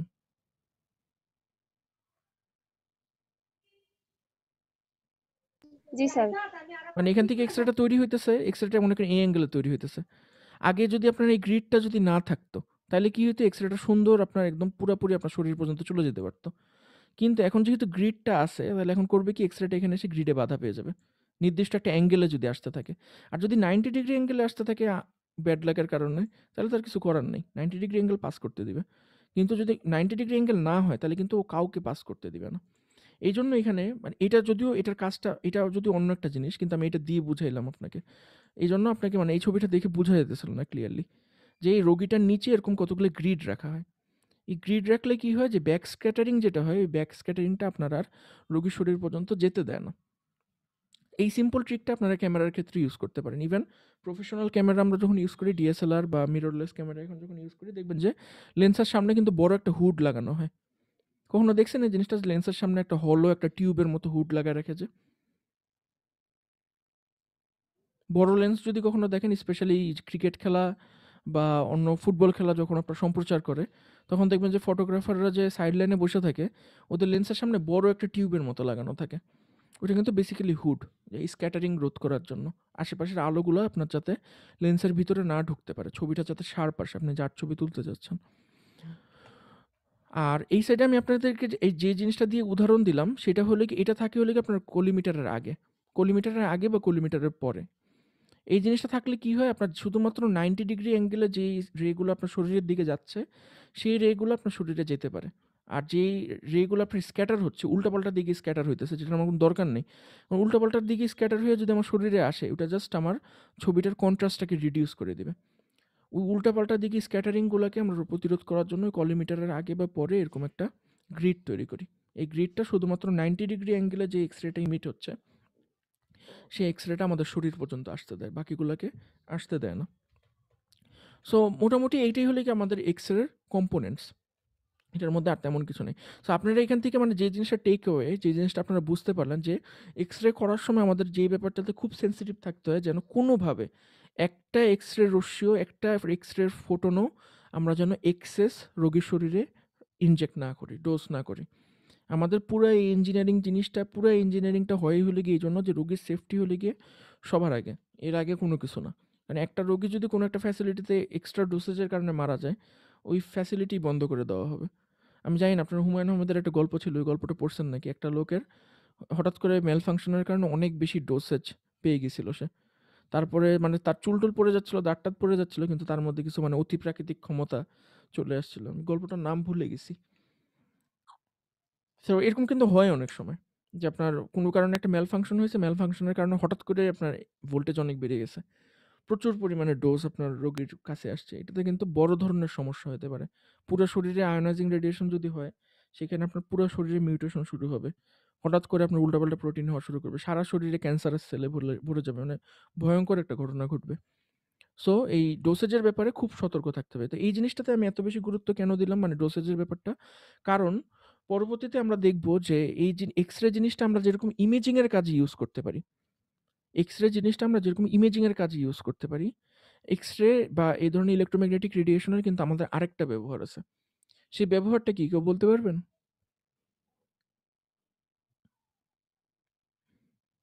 ইমেজিং একটা ব্যবহার, ছবি তোলা, শরীরের ভিতরের ছবি তোলা। আরেকটা ব্যবহার আছে, সেটা কি?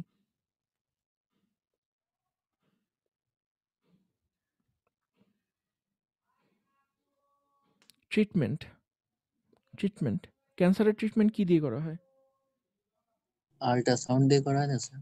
না না না, আল্ট্রাসাউন্ড দিয়ে ক্যান্সার সেলকে ধ্বংস করা যায় না। ক্যান্সারের ট্রিটমেন্ট করা হয় হলে গিয়ে দুইভাবে, তিনভাবে বলতে পারেন। একটা হলে কি আপনার সার্জারি, যদি কোনোভাবে আপনি ক্যান্সারের সেলকে একদম সার্জারি করে বের করে নিয়ে আসতে পারেন, যেটা কখনোই সম্ভব না, কারণ ক্যান্সারের সেলকে আপনি যখন বের করতে যাবেন তখন আপনার টুইজার বা আপনার স্ক্যালপেল যেই ছুরিটা দিয়ে কাটবেন, সেটার মধ্যে কিছু না কিছু সেল লেগেই থাকবে। এটাতে আপনি যখন ক্যান্সারের সেলটা বের করতে যাবেন, তখন ওই ছুরিটা বা কাঁচিটা আপনার যদি অন্য কোনো টিস্যুতে লেগে যায়, তখন কিন্তু ক্যান্সারের সেল সুন্দর ওই জায়গায় মাইগ্রেট হয়ে যাওয়ার একটা চান্স পাবে, মেটাস্টাসাইজ হয়ে যাওয়ার চান্স থাকবে। তো জেনারেলি সার্জারি খুব কম সময়ে করা হয়, বেশিরভাগ সময় করা হয় আইদার কেমোথেরাপি অথবা রেডিয়েশন। বুঝতে পারছেন? সো জি এই স্যার। রেডিয়েশন যেমন ইমেজিংয়ের কাজে ইউজ করি আমরা, রেডিয়েশনকে কিন্তু আমরা ঠিক একইভাবে এক্স রেতে আপনারা যা যেভাবে পড়লেন ঠিক একইভাবে আমরা রোগীর শরীরে রেডিয়েশন দিয়েও কিন্তু ক্যান্সারের সেলকে মারার চেষ্টা করি। স্যার সো রেডিয়েশনের কিন্তু বহুমুখী ব্যবহার আছে মানে মেডিকেল ফিল্ডে। স্যার আমরা সামনে, কিছুদিন হ্যাঁ বলেন। কিছুদিন আগে আমার একজন আত্মীয় আর কি, ওনার ওই থাইরয়েডের ক্যান্সার হয়েছে আর কি গলায়। হুম তো ওনাকে মানে একটা থেরাপি দিছে আর কি, বলছে যে ক্যাপসুল খাওয়াবে আর কি। হুম ওইটা যখন ওনাকে খাওয়ানো হয়েছে তো বলছে ওই 5 দিন ওনাকে একটা রুমের মধ্যে একা থাকতে হবে, কারো ওনার কাছে যাওয়া যাবে না, হুম ওই রুমে কেউ থাকতে পারবে না। ওনাকে যেটা করছে, ওনাকে মনে হয় যে থেলিয়াম না কি জানি একটা আছে, ওই টাইপের একটা ক্যাপসুল দিছে। মানে এই ধরনের ক্যাপসুল কিন্তু আপনার ইসের কাজে ইউজ করা হয়, পিইটির কাজে ইউজ করা হয়। আমরা সামনের ক্লাসে যেটা দেখবো যে পজিট্রন ইমিশন টমোগ্রাফি। তো এই ক্যাপসুলটার মধ্যে আপনার রেডিও অ্যাক্টিভ ম্যাটেরিয়াল থাকে, ওটা খাইলে আপনার শুধুমাত্র মানে প্রত্যেকটা মেডিসিনেরই একটা নির্দিষ্ট পাথওয়ে আছে। মানে আপনি যেই রোগের জন্য যে মেডিসিনটা খাইতেছেন, প্রত্যেকটা মেডিসিন কিন্তু একটা নির্দিষ্ট জায়গায় গিয়ে জমা হয়। এই জিনিসটা কি জানেন আপনারা? প্রত্যেকটা মেডিসিন যে একটা নির্দিষ্ট জায়গায় গিয়ে মেটাবোলাইজড হয়। মনে করেন আপনি একটা ওষুধ খেলেন যেটা আপনার মেটাবোলাইজড হবে লিভারে গিয়ে, আরেকটা মেডিসিন খেলেন যেটা আপনার চলে যাবে হলে কি থাইরয়েডে, আরেকটা মেডিসিন খেলেন যেটা আপনার চলে যাবে হলে কি গল ব্লাডারে। এরকম প্রত্যেকটা মেডিসিনের কিন্তু একটা নির্দিষ্ট স্পট আছে যে ওই জায়গা পর্যন্ত যাবে ওরা। তো থাইরয়েড যেহেতু আপনার গলার যেখানে, সো ওনাকে নিশ্চয়ই এমন একটা ওষুধ দেওয়া হয়েছে যে পিইটি করার সময়ও কিন্তু ওই যে থাইরয়েডের যাদের সমস্যা থাকে, হাইপার থাইরয়েডিজম থাকে অনেক মানুষের, থাইরয়েড থেকে অতিরিক্ত পরিমাণ হরমোন বের হয়, ওদের শরীরে দেখবেন যে টেম্পারেচার ঠিক থাকে না, মুড ঠিক থাকে না, মেজাজ গরম হয়ে যায় হঠাৎ করে। সো ওদেরকেও কিন্তু ইমেজিংটা করানো হয় এভাবে, একটা ক্যাপসুল খাওয়ানো হয়। ওই ক্যাপসুলটার যেই ভিতরে যে রেডিও অ্যাক্টিভ ম্যাটেরিয়ালটা থাকে, এই রেডিও অ্যাক্টিভ ম্যাটেরিয়ালটা থাইরয়েড পর্যন্ত যায়, যাওয়ার পরে ওখান থেকে আপনার ইমিশন করা শুরু করে। সো ওনাকে যেহেতু থাইরয়েডে ক্যান্সারটা হয়েছে, ওনাকে খুব সম্ভবত ওরকম একটা ট্যাবলেট মানে ক্যাপসুল দেওয়া হয়েছে, যেটার ভিতরে একটা রেডিও অ্যাক্টিভ ম্যাটেরিয়াল আছে, যেটা হলে কি আপনার থাইরয়েডে গিয়ে জমা হবে। তারপরে ওখান থেকে ক্যাপসুলের আশেপাশের ফিল্মটা যখন গলে যাবে, তখন ওখান থেকে রেডিও অ্যাক্টিভ ম্যাটেরিয়াল আস্তে আস্তে বের হবে এবং ওখান থেকে রেডিয়েশন করা শুরু করবে। লোকালি রেডিয়েশন করে আশেপাশে সব কিছু মেরে ফেলবে। এটাও একটা টেকনিক, এভাবেও করা যায়। জি অনেক স্যার, ওই ধরনের কেমোথেরাপিতে ক্যাপসুলটা এটা করা হয়। মানে যার মধ্যে ছিল ওই হুম। একটা বক্স টাইপের আর কি, তো ওইটা অনেক ওজন ছিল আর কি। হ্যাঁ, কারণ এখন তো বুঝতে পারতেছেন কেন ওজন ছিল। জি কারণ ওই স্যার। বক্সটা ছিল লেড লাইন্ড, মানে সীসার একটা দেওয়া ছিল, লাইনিং দেওয়া ছিল ভিতরে। সো আপনারা এরকম রেডিয়েশনের অনেক ব্যবহার দেখতে পারবেন ভবিষ্যতে। আমি হয়তো এখানে মানে আপনার ইকুয়েশন অত বেশি কভার করি নাই, কিন্তু আপনারা যখনই একটা রেডিয়েশন সেটআপ দেখবেন, আপনারা কিন্তু ঠিক এই জিনিসগুলোই মাথায় রাখা লাগবে। যেমন একটা ফিল্টার থাকতে হবে, লো ইলেকট্রন ভোল্টেজ যে রেডিয়েশনগুলো আছে সেগুলোকে ফিল্টার করার জন্য। একটা কলিমিটার থাকা লাগবে, যে আমার যেই সাইজের দরকার ওই সাইজটাকে এনশিওর করার জন্য। তারপরে আমার হলো কি গ্রিড লাগবে, উপরেও গ্রিড লাগবে, নিচেও গ্রিড লাগবে। উপরের গ্রিড লাগবে স্ক্যাটারিং দূর করার জন্য, নিচে গ্রিড লাগবে ব্যাক স্ক্যাটারিং দূর করার জন্য। এই সবগুলো কনসিডারেশন আপনি যখন ডায়াগনোসিসের জন্য যাবেন ওখানেও অ্যাপ্লিকেবল হবে, আপনি যখন ট্রিটমেন্টের জন্য যাবেন সেখানেও একই জিনিসগুলোই অ্যাপ্লিকেবল হবে। সো রেডিয়েশন ইঞ্জিনিয়ার যারা আছে আপনাদের মধ্যে, এখন কিন্তু বাংলাদেশে রেডিয়েশন ইঞ্জিনিয়ারের খুব ডিমান্ড। কারণ কি? কারণ ওই যে নিউক্লিয়ার আমাদের অ্যাটমিক কমিশন যেটা আছে, ওই অ্যাটমিক কমিশন প্রচুর পরিমাণে রেডিওলজি, ইলেকট্রিক্যাল ফিল্ডে পড়ালেখা করা স্টুডেন্ট, ওদেরকে বিভিন্ন ধরনের যে রেডিওলজিস্ট পদে ওদেরকে চাকরি দেয়। এবং যত ডায়াগনস্টিক সেন্টার আছে সব ডায়াগনস্টিক সেন্টারে কিন্তু অ্যাটলিস্ট একজন করে রেডিওলজিস্ট লাগে। রেডিওলজিস্টের কাজ কি? এই যেগুলো হিসাব নিকাশ করবে, যে আমার কলিমিটারের সাইজ কত হবে, আমার ফিল্টারের থিকনেস কত হবে, আমার গ্রিডের সাইজ কত থাকবে, গ্রিডের ডিস্টেন্স কত হবে, কত ভোল্টেজ দিব, কি ইউজ করব, আমি কি টাংস্টেন ইউজ করবো নাকি মোলিবডেনাম ইউজ করব। সো এটার জন্য একটা রেডিওলজিস্ট লাগে। এটা কিন্তু খুব ভালো একটা ফিল্ড এখন চাকরির জন্য। সো আপনাদের যদি কারো ইচ্ছা থাকে, আপনারা পরবর্তীতে এই এতটুকু নলেজ যেটা আমার থেকে পাইলেন এটাকে আরও পরবর্তীতে এক্সপান্ড করতে পারেন। কারো কি কোনো কোশ্চেন আছে?